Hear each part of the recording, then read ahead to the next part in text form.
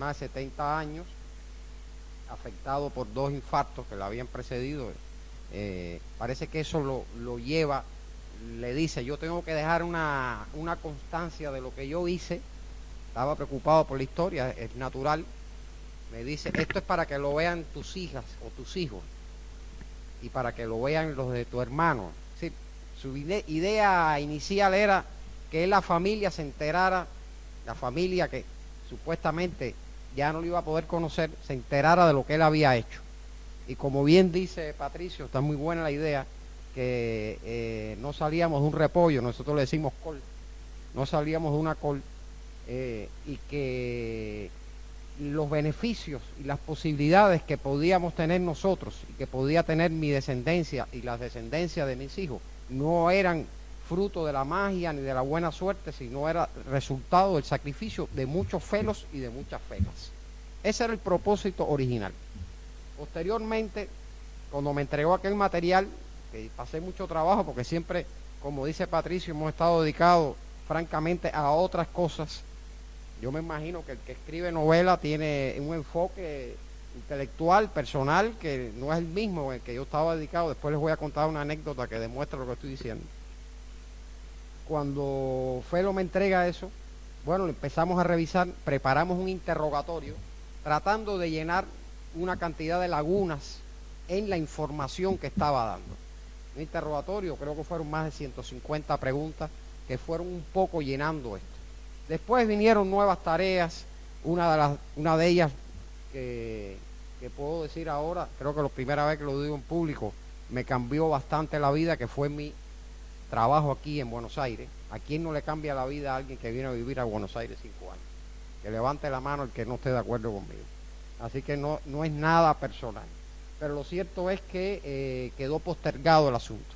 En el interín, el viejo falleció, yo regreso a La Habana, me vuelven o me vuelvo a meter en un montón de tareas que no vienen al caso explicarla, pero que tienen que ver con las nuevas responsabilidades, y descubro una cosa interesantísima. Primero, yo tenía el compromiso, ya a estas alturas, de publicar un trabajo sobre lo que me había dejado mi papá. Y segundo, descubro que una manera de escapar del estrés cotidiano era escribir esto. Ustedes se preguntarán qué cosa más extraordinaria. No, es que era un asunto que no tenía que ver con lo que yo hacía, digamos, de 8 de la mañana a 8 de la noche, o que no hacía el domingo. Entonces, es una forma, para explicarse un poco lo que decía Patricio, ¿no? De cómo encontré, bueno, en realidad era un escape que encontré, fue mi manera de encontrar relax, y metiéndome en esta historia tan interesante, a mi punto de vista fascinante, como es lógico. Así las cosas, llega un momento en que me doy cuenta que la idea original, que era escribir una especie de crónica o de biografía, los primeros libros que leo, lo había leído antes, lo revisé de nuevo, ¿no? Sobre cómo hacer este tipo de cosas.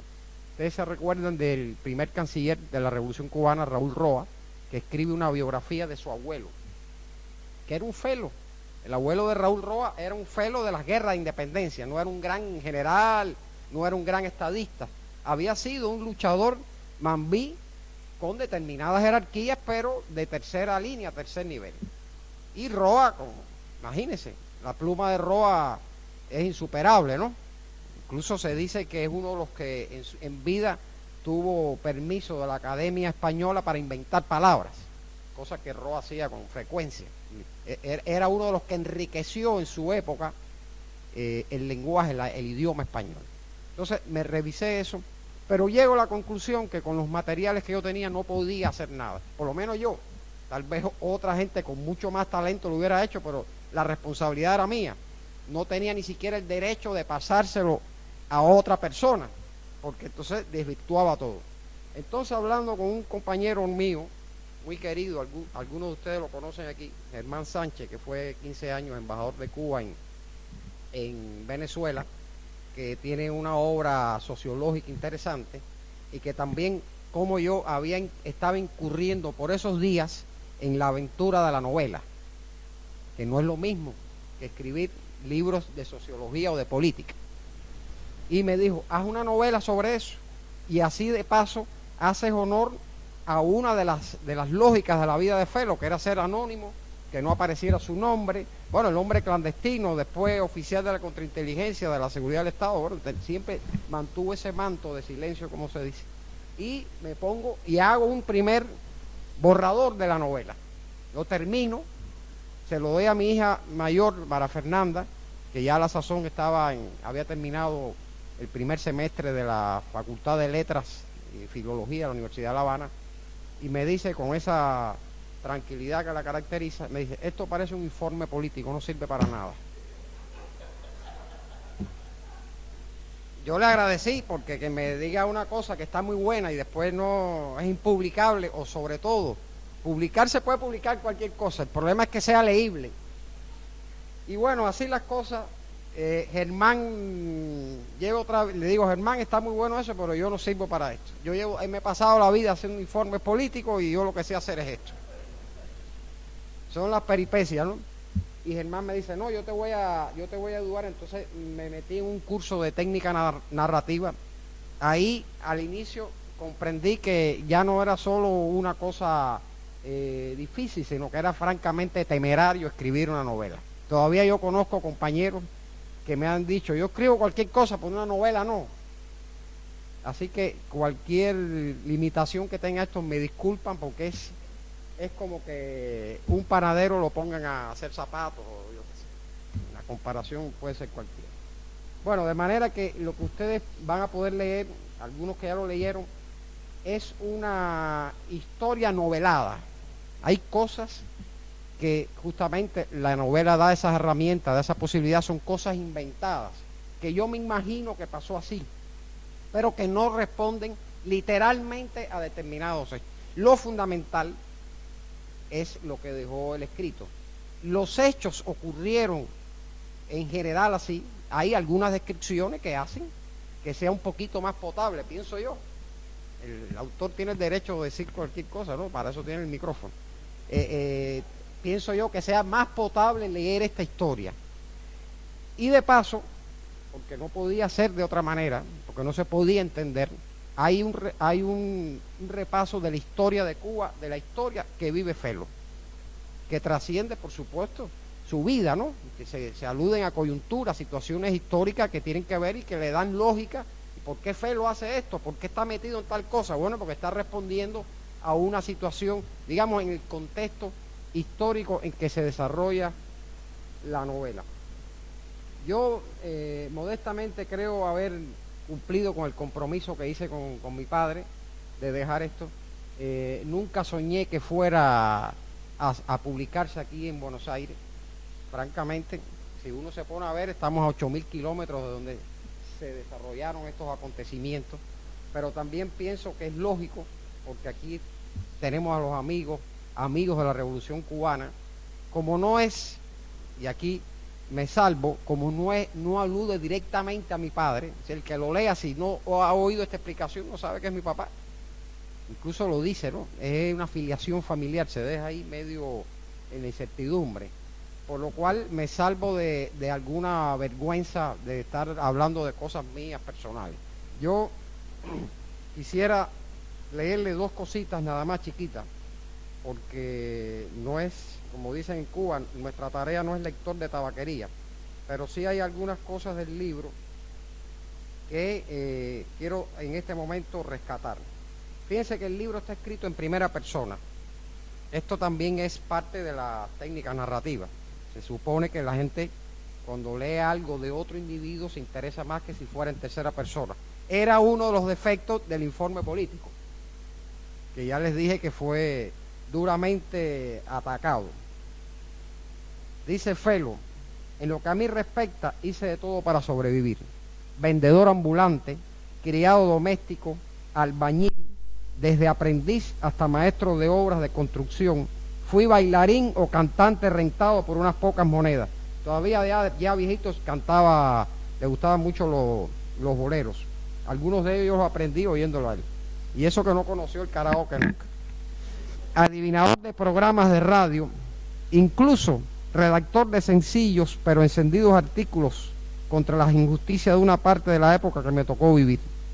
oficial del Servicio de Contrainteligencia después del triunfo de la Revolución en 1959, para terminar en vísperas de jubilarme, honrado por mis vecinos, con 2 elecciones consecutivas como delegado, que aquí sería el equivalente a concejal, a la Asamblea Municipal del Poder Popular de mi circunscripción.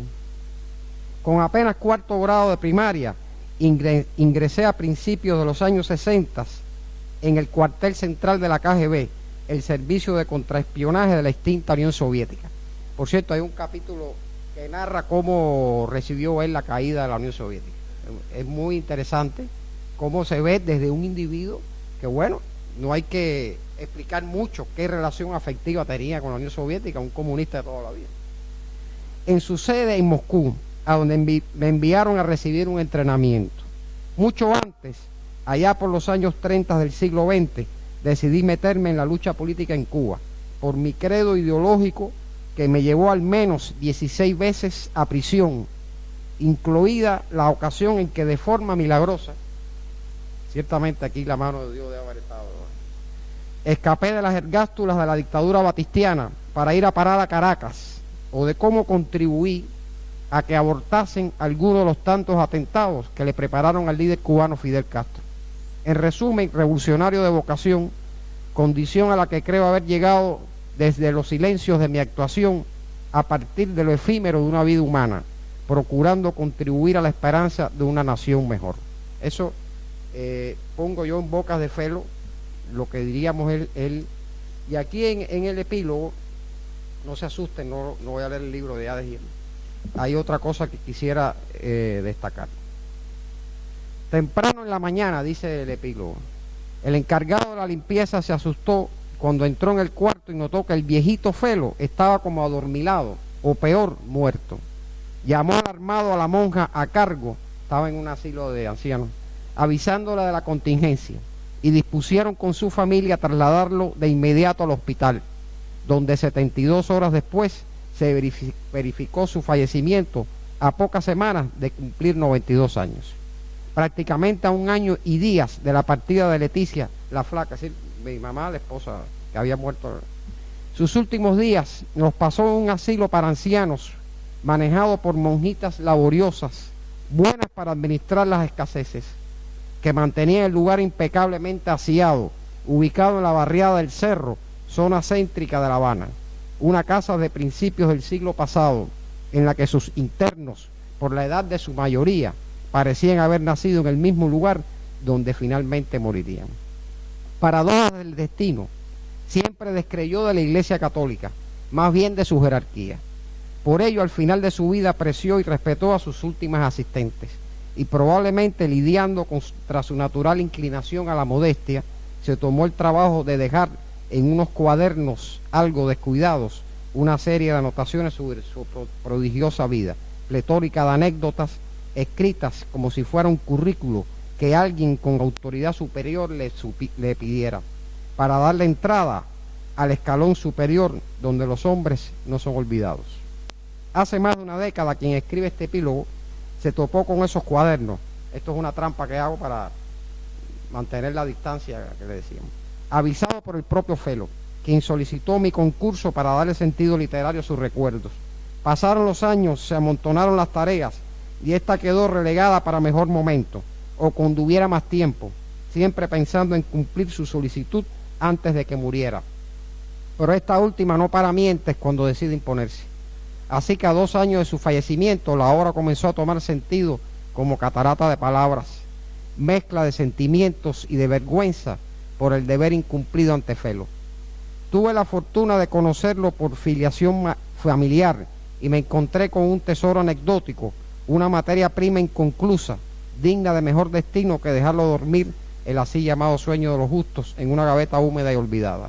Algún lector le interesaría, me dije, para entretenerse, para aprender, para emular, para cada cual sabrá qué hace con esta historia.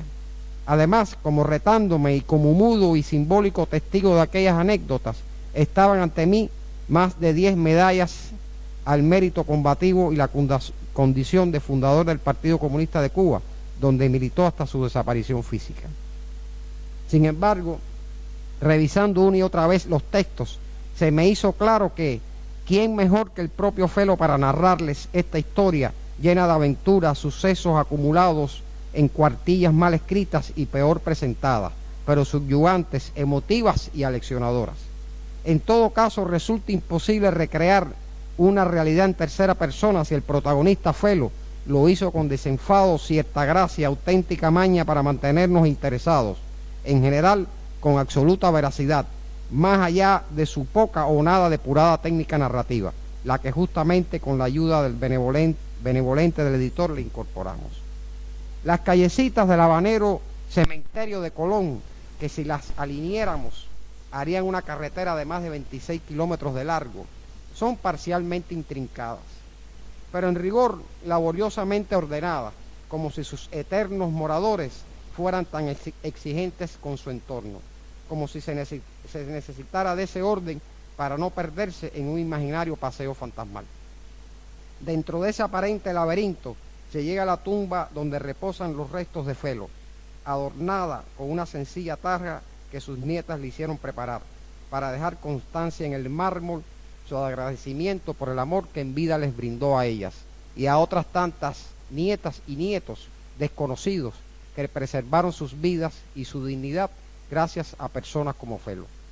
Fue un hombre del siglo XX cubano, sin dudas el más extraordinario de la historia de esta pequeña isla, ubicada fatalmente a minutos del aeropuerto más al sur de la gran potencia, el Goliat de nuestra América, desafiado por personajes sencillos y comunes como Felo y sus compañeros de armas, quienes a la postre y sin proponérselo la convirtieron en la isla grande, mostrando que no basta la astucia si no va acompañada del valor. Es insuficiente el conocimiento y la experiencia si no existe el compromiso, teniendo siempre a la ética como el eterno límite civilizatorio, es decir, aquello que no importa bajo qué circunstancia nos mantiene y nos hace más humanos. Escogió el silencio como estilo de vida, bajo ese manto lleno de enigmas y episodios, sin narrar por su protagonista, que dará su verdadero nombre y el de muchos que con él interactuaron. Haré en cada momento lo que deba y no lo que desee, y así estoy seguro de ser útil, dijo José Martí. Muchas gracias.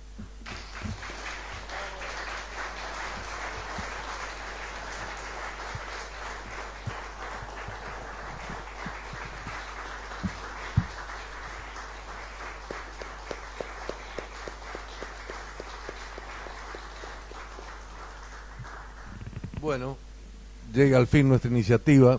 Creo que tenemos que agradecerle a Francisco muchísimo por dos cosas, por el libro en sí y por el ejemplo que contiene el libro, ¿no?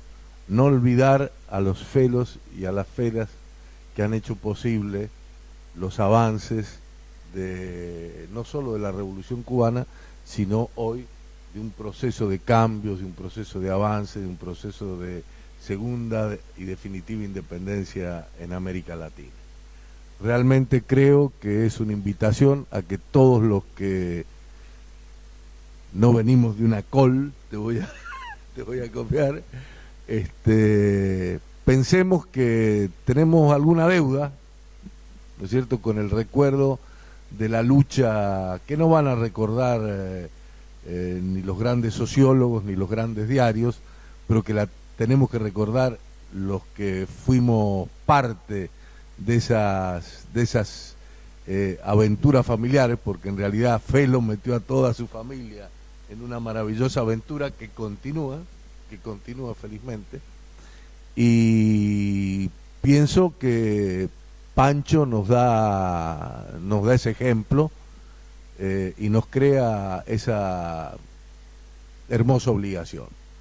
Y finalmente, creo que todas las actividades que nosotros hagamos, por lo menos que hacemos los comunistas y que hace toda la gente avanzada, y creo que todo lo que hace la gente de bien en estos días, está vinculada con el deseo, el pedido, el ruego del pronto restablecimiento de la compañera Cristina.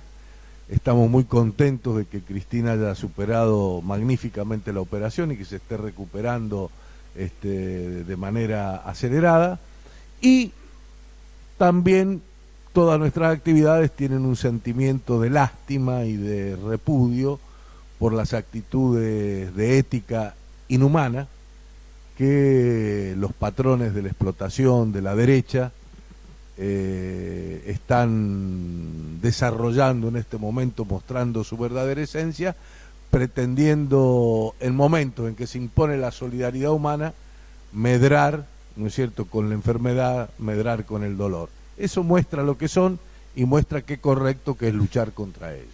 Muchas gracias, compañeros, les agradecemos.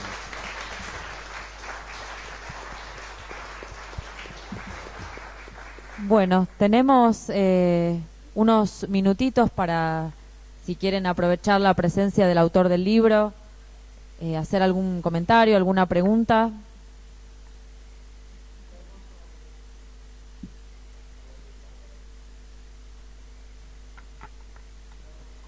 Ojo que este sabe mucho sobre lo que pasa en Cuba, se le puede preguntar algo, también puede comentar.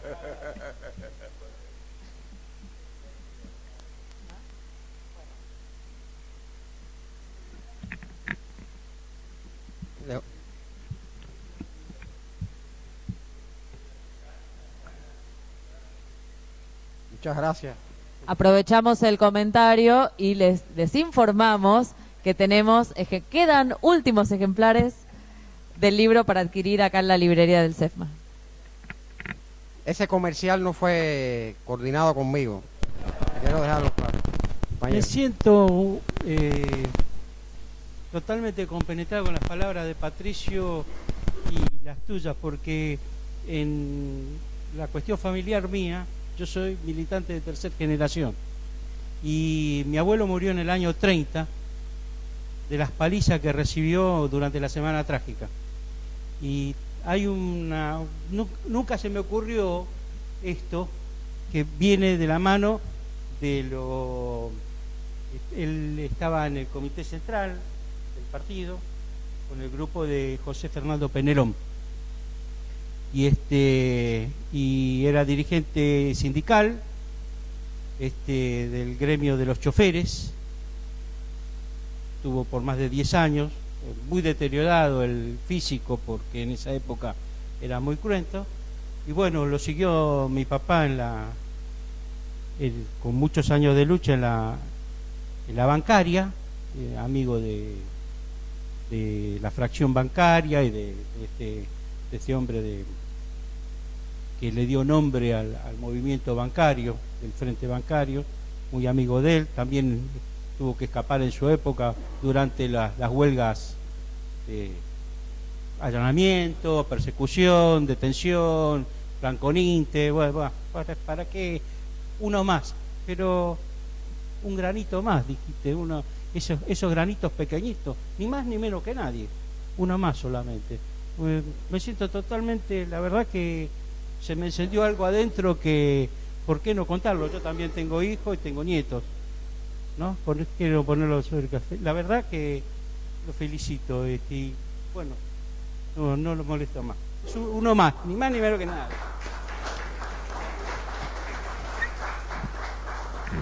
Un comentario que quería hacer.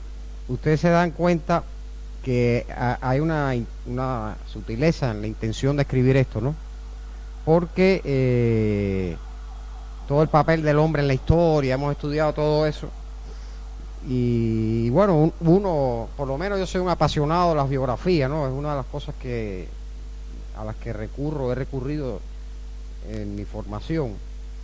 Y uno a veces termina leyendo la biografía de los héroes y queda con la sensación de que son actitudes inalcanzables e inigualables. No es así realmente, pero uno queda con esa sensación. A lo que ha contribuido después, que algunos de los héroes son subidos en unas estatuas de mármol, algunos en un caballo, otros en pedestales gigantescos, entonces se hacen todavía ante el imaginario, ante la subjetividad, algo todavía más inalcanzable. Entonces, ¿dónde está la trampa aquí? La sutileza. Que este es un tipo sencillo, común y corriente, que hizo lo que modestamente le tocó hacer en un engranaje magnífico que dio como resultado una revolución extraordinaria en las fauces del imperialismo. Y de alguna manera, como dice Patricio, convoca, sugiere que cualquiera de nosotros podemos hacer lo mismo.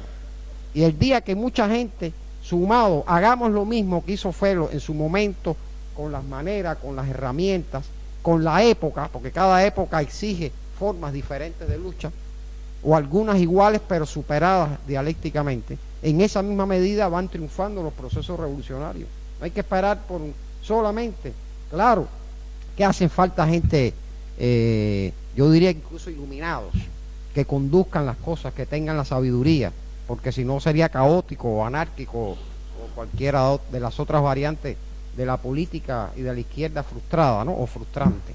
Claro que hace falta eso, que hace el papel, yo decía yo, del hombre, del líder en la revolución.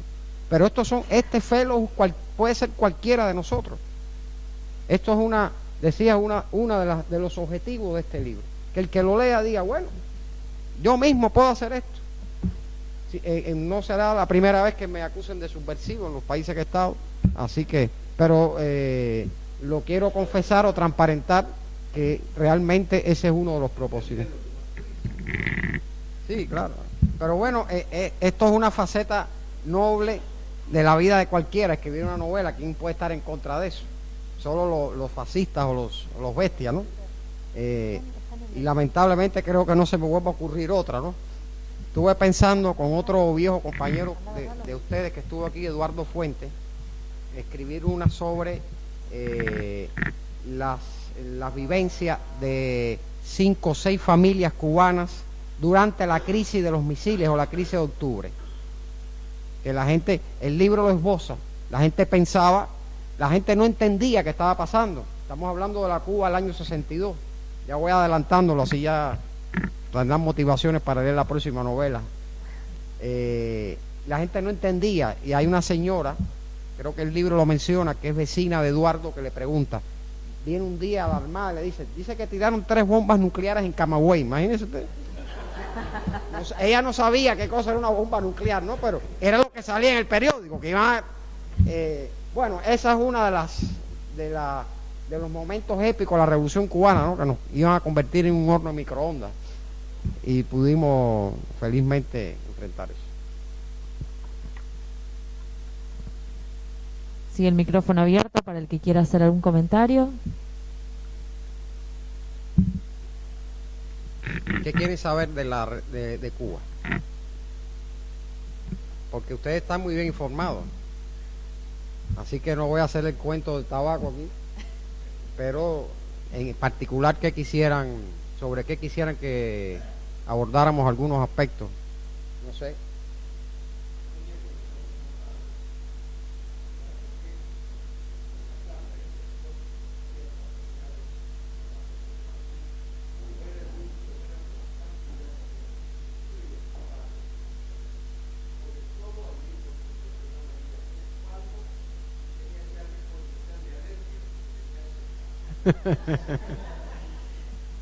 Eso es una calumnia del hijo mío, que fue el que hizo el prólogo. Bueno, si no hay ni preguntas ni comentarios, los invitamos a leer el libro, porque es realmente un viaje en el tiempo y un viaje en las emociones de aquellos que realmente creemos que otro mundo es posible.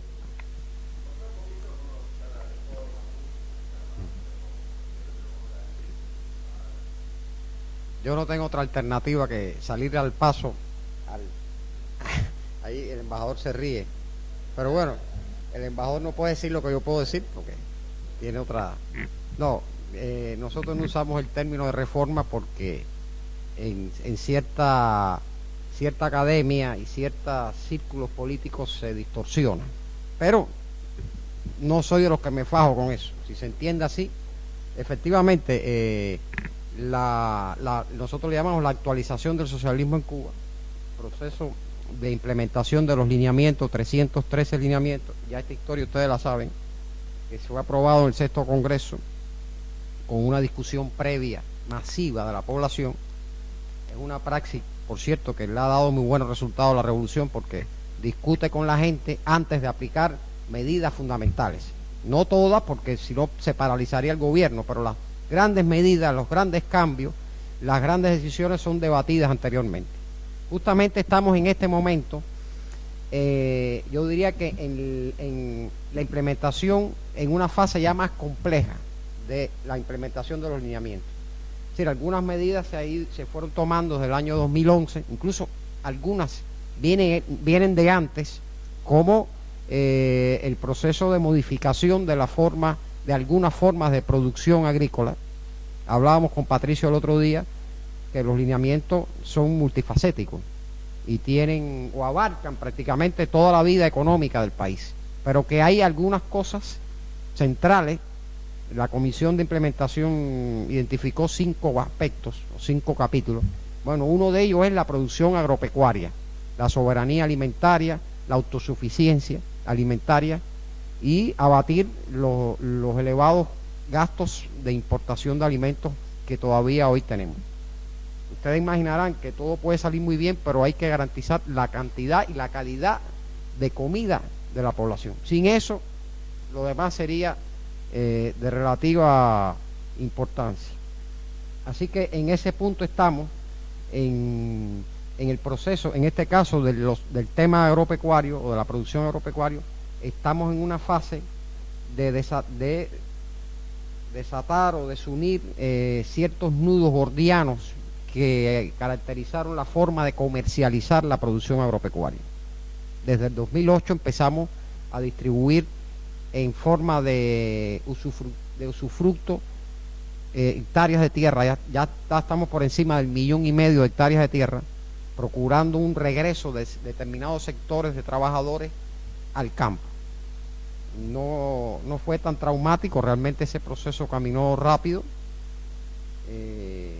y de alguna u otra manera están sentadas las bases para aumentar la producción agropecuaria.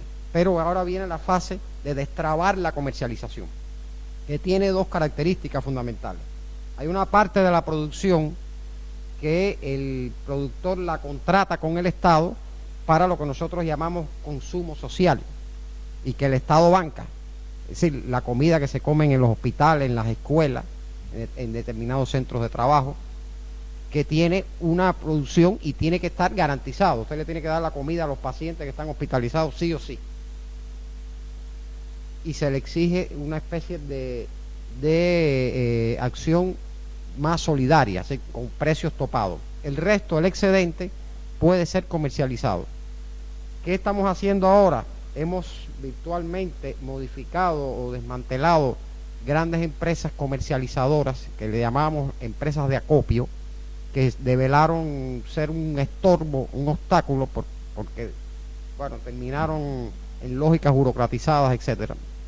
Y ahora estamos cooperativizando la comercialización de la producción agropecuaria. Vendrá después una fase posterior que será mejorar la demanda, que dicho en buen cubano, aumentar el salario de la gente. Estamos todavía, ustedes saben, seguramente alguien se los dijo, que cuando empezó este proceso había una especie de círculo vicioso, había baja productividad en la economía cubana que es necesario elevar para elevar la producción. Si usted no eleva la producción, no puede elevar los salarios, porque usted le pagan algo y no tiene dónde gastarlo. Entonces, si no sube los salarios, no sube la productividad. De ahí viene toda la lógica, con una coherencia extraordinaria, de la aplicación de los lineamientos. Estamos en esa fase. También estamos en una fase que ya empezó, de perfeccionamiento de la empresa socialista estatal, que es en la columna vertebral de la economía cubana. Sigue siendo la columna vertebral. Empresa estatal, cooperativa, y después lo que más sale aquí en la prensa, por razones obvias, entendible, que de lo que más se habla, de lo que nosotros decimos eufemísticamente cuentapropismo. La solución para el aumento de la productividad también va a depender de otros esfuerzos que estamos haciendo. Por ejemplo, hay un % muy elevado de la planta industrial cubana que es obsoleta. Se tiene que modificar eso. Les digo un dato que es público: el 70% de las computadoras en Cuba son obsoletas. Usted sabe que la llamada obsolescencia programada, donde más se nota, ustedes deben haber sufrido el asunto, es en las computadoras. Y las computadoras son necesarias para aumentar la productividad. Estamos abarcando varios frentes a la vez. algunos de los cuales se expresan mediáticamente de forma dramática o melodramática, pero en realidad es un proceso que va caminando. Quiere decir que el lineamiento 132, que no recuerdo qué dice, es coherente con el 44 y con el 218, aunque uno se refiere a la industria pesquera y el otro se refiere a la educación, el otro a la salud y el otro a la aplicación de la ciencia y la técnica. Es decir, hay una coherencia sobre la aplicación de los lineamientos. Eso se está siguiendo de manera, yo doy fe, a partir del trabajo que nosotros hacemos en el Comité Central del Partido, que se hacen visitas programadas de equipos multidisciplinarios y con varias estructuras del gobierno y del partido a las provincias, a los municipios, porque eso se concreta en el territorio. Creo que Patricio, cuando estuvo la última vez, lo llevamos a una provincia, porque uno cuando habla a nivel nacional habla en macro, pero ahí en la provincia le dijeron, no, aquí era Artemisa, ¿no? Aquí en Artemisa no se aplican los 313 lineamientos, se aplica este y vamos en esta medida, en esta. Es decir, hay un seguimiento profundo, sistemático de la aplicación. Yo no quiero teatralizar la conversación, pero en eso le va la vida a la revolución. O aplicamos los lineamientos o aplicamos los lineamientos. Plan A es aplicarlo con éxito y plan B es aplicarlo con éxito. O la revolución no sobrevive. Así, dicho de esta manera sencilla pero profunda. Se sigue otra cosa interesante que me parece que vale la pena que ustedes conozcan, sobre todo por los enfoques mediáticos, ¿no? Se sigue un criterio de ensayar en localidades específicas, territoriales o institucionales o empresariales, y una vez que se ensaya la aplicación del lineamiento X que corresponde y se comprueba sus virtudes y sus defectos, porque toda obra humana, y en definitiva cuando usted lo lleva a la realidad, esos lineamientos que fueron discutidos, aprobados, pero la misma vida dice que hay que corregir el tiro y modificar X o Y aspectos de la aplicación de los lineamientos. Una vez que ese ensayo arrojó todas las posibilidades, se masifica en el país. Por eso vamos de una manera que no es con la celeridad con que algunos creen que debemos ir, incluidos compatriotas nuestros. El mismo Raúl decía que se está avanzando, pero que eso no llega a la mesa del cubano. Y esa es la clave. Y ahí está la clave también del trabajo del partido, porque el partido trabaja con la ideología y con la política y con su capacidad de movilizar y de explicarle a la gente, sí, este es el propósito, pero no puede ser ahora, va a ser en febrero del año que viene. Y es un trabajo, ustedes se imaginarán, porque los mismos que decimos eso sufrimos que no lleguen a nuestra mesa. Si nosotros no estamos en una burbuja de privilegios materiales y vemos de soslayo los trabajos que pasan los demás. No hacemos la cola al pan, cogemos la guagua. Estoy hablando en cubano, pero aquí me entienden. Es decir, que eso es una circunstancia muy importante. El próximo año y el que viene, 14-15, habrá que acometer cambios todavía o reformas más complejas. Eliminar la dualidad monetaria, por ejemplo. ¿Qué tipo de cambio debe haber? Ahora está a 25 por 1, o sea, estará a 15 por 1 o a 30 por 1. Para eso hace falta un superávit en la cuenta corriente, o dicho de otra manera, exportar servicios y recursos por encima de lo que importamos. Fíjense cómo ahí cierra el lineamiento agrícola con el lineamiento del comercio exterior.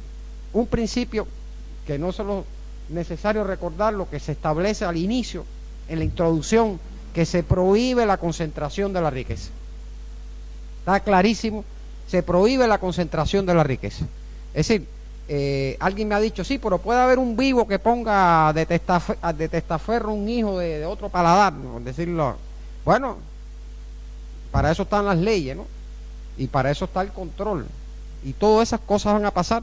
Es un desafío tener a 500.000 ciudadanos, compañeras y compañeros nuestros en el llamado cuentapropismo, donde lógicamente actúan valores como el afán de lucro. El tipo trabaja por tener una ganancia propia, privada, una ganancia privada, ¿no? Bueno, esos son desafíos ideológicos que tiene también el partido, para lo cual hizo una conferencia y dispuso cómo encarar esos, vamos a decirle, peligros, ¿no? Se han tomado decisiones, se han tomado medidas. Por ejemplo, todo el que quiera, todo ese cuentapropismo que quiera sindicalizarse o agremiarse, por ahí el tipo lo necesita porque enfrenta a un inspector de salud que es un arbitrario, un corrupto, yo qué sé. Necesita una protección gremial. Bueno, la decisión no es permitir que esa gente se agremie propiamente. No hay un gremio de peluqueros de La Habana, no, ni un gremio de meseros de Cienfuegos, no. Ellos se incorporan a la Central de Trabajadores de Cuba, la CTC, que va a seguir siendo una central clasista, conducida políticamente con el objetivo de construir el socialismo en Cuba. Y, por supuesto, la propia CTC tiene que adecuar sus métodos de trabajo para recoger los nuevos intereses. Yo, no hace falta que diga que tenemos absoluta confianza en lo que estamos haciendo, los resultados que se están logrando. Hay que cambiar la mentalidad de la gente. Los primeros que tenemos que cambiar somos los cuadros del partido y del gobierno, que hasta el otro día estigmatizábamos al que tenía un negocito privado. Bueno, esa es la realidad objetiva. ¿Cómo queda un revolucionario que sea incapaz de evolucionar dialécticamente? ¿Qué clase de revolucionario es el que, como dice Fidel en determinado momento, revolución es cambiar todo lo que sea, todo lo que haya que cambiar? Lo dijo en el año 2000, 1 de mayo del 2000, 1 de mayo del 2000, discurso. Revolución es cambiar todo lo que sea, todo lo que haya que cambiar. Y nosotros estamos en eso. Como les digo, tenemos absoluta confianza que vamos a lograr, que tiene todos estos desafíos, que hace falta recursos financieros para modernizar esa planta industrial. Ahí a veces hacen caricaturas de que sacan mucho una marina que se acaba de inaugurar en Varadero. Dicen los comunistas, cubanos, castrocomunistas, no sé qué, todos los adjetivos esos hermosos que nos ponen, como si nos molestara ser castristas y comunistas, pero ya sabes, acaban de inaugurar una marina para multimillonarios. Le tienen amor al dólar. Bueno, pero es que con ese dólar nosotros construimos las escuelas y los hospitales. Y no lo gastamos en armas para invadir a otro país. Y con ese dólar garantizamos la modernización de las industrias. ¿Qué va a hacer para beneficio de esos tipos? Ese es verdad. Pero ¿de dónde sacamos los recursos? Estamos en esa situación. Como les decía, el año que viene y el otro más arriba son años decisivos para el cumplimiento de esto. Ahora mismo, por ejemplo, por decirle otra cosa que es tensionante y desafiante, hay miles de normas jurídicas que hay que cambiar al unísono. Fíjense que son cosas tremendas al unísono. Y hay un equipo de compañeros cambiando normas jurídicas porque son nuevas reglas del juego económico, etcétera. Una de ellas, obvia, es el Código del Trabajo. En este momento estamos haciendo una discusión masiva con todos los trabajadores de Cuba de un proyecto de Código del Trabajo. Y ya van centenares de propuestas de cambio. En chiquito, más o menos lo mismo que se hizo con los lineamientos. Por supuesto, usted no le puede imponer a la gente un código de trabajo que antes no lo haya discutido, sino qué clase de democracia revolucionaria es esa. La propio lineamiento es la política económica de un gobierno previamente discutida. ¿Y dónde está la sabiduría? En que genera consenso. Sin consenso la revolución cubana no hubiera llegado a los 53 años que tiene. Es decir, es necesario la generación de consenso permanente. Y además de eso, por si no era suficiente lo que ya les he contado, también estamos trabajando en una conceptualización teórica de esta política. Raúl dijo una vez que la construcción del socialismo era un viaje a lo ignoto. Y dice Fidel, el peor error que cometimos fue creer que sabíamos cómo se hacía el socialismo. Bueno, ha llegado el momento, con la sabiduría de la generación que hizo la revolución, con la preparación y la experiencia de los que le seguimos, de elaborar un concepto teórico de cómo se hace el socialismo, por lo menos en Cuba. Nosotros pensamos que el socialismo tiene patrones parecidos en cualquier lugar. La justicia social más amplia, la igualdad de oportunidades, la democracia popular, etcétera. Por ahí hay montones de textos que indican. pero la construcción será con la singularidad de cada lugar, con las correlaciones de fuerza, los recursos. Me imagino que para Venezuela sea más fácil porque tienen petróleo, ¿no? Hay quien dice que no, que es peor. Cada cual sabrá. Porque lo cierto es que logra determinados éxitos sociales y económicos más rápido, porque tiene los recursos. A nosotros nos cuesta más. No desistimos de buscar petróleo. Estamos perfeccionando los servicios de salud y educación y la exportación de los servicios médicos, tratando de ampliarlo. Ya existe, pero tratarlo de ampliarlo aún más a otros servicios. Aprovechar ese tremendo caudal cultural y educativo que tiene la Revolución Cubana. Eso fue una siembra que empezó cuando la campaña de alfabetización en el año 61. Y ahora tenemos miles y miles de médicos y de ingenieros, etcétera. Casi 1 millón de graduados universitarios en una población de 11 millones, es decir, un per cápita bastante elevado. Bueno, todo eso hay que potenciarlo, reorganizarlo. Aquí no se está hablando de aumentar la propiedad privada en Cuba. Esa es otra falacia que sale en los medios. El que tiene la tierra arrendada, el peluquero que arrienda el local de la peluquería, el taller de relojería arrienda el taller de relojería, etcétera. Si nosotros no le hemos entregado la propiedad a nadie, está arrendado. Y es una manera de sacar empleados del Estado que hasta el otro día recibían un salario, ahora el salario lo produce su propio trabajo, pero además de eso paga un impuesto, además de eso paga la luz, el teléfono del local, el arriendo del local, y así vamos buscando la manera de resolver de forma paulatina una reducción de la plantilla de empleados públicos, que es uno de los problemas que hemos tenido que enfrentar. Y sin eso se hace muy difícil aumentar el salario desde el Estado. ¿Quiénes son los primeros? Voy a decir una primicia, que van a sufrir o van a disfrutar, mejor dicho, de un aumento de salario los maestros y los profesores. Porque eso es, hace a la esencia, ¿para qué se hizo la revolución en Cuba, no? Si no es para eso. Después vendrán los médicos. Primero los profesores y los maestros. Es una decisión que se ha tomado. Entonces, bueno, esa es más o menos la situación en la que estamos, compañeros. Esto en medio de un recrudecimiento del bloqueo, de los efectos, los impactos de la crisis global sobre Cuba. En el año 2008 quedamos prácticamente, como se dice científicamente, pedaleando en el aire por la desaparición de recursos financieros frescos. Eso se ha ido recuperando. Y viendo, y apostamos mucho, con esto termino, apostamos mucho al proceso de integración en América Latina. Sí, sin integración no tenemos futuro, ni Argentina, ni Cuba, ni ningún país latinoamericano. Y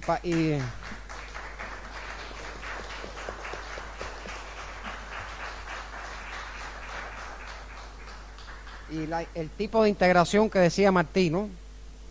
Nuestra americana, que es una frase acuñada por Martí, que engloba a los países hispanos y lusoparlantes y al Caribe, que aquí abajo suelen olvidarse de los caribeños. Nosotros no, porque es nuestro entorno natural y porque además tienen mucho que aportar y tienen todos los derechos, aunque hablen inglés o otras lenguas extranjeras. Como dice Walter Martínez, director, disponga usted de las cámaras. Bueno, gracias entonces a todos por venir. Ha sido un 2 por 1 esto, la verdad. Muchas gracias, Pancho. Y los invitamos, como siempre, a entrar a nuestro sitio web del SEGMA y conocer las próximas actividades. Buenas noches.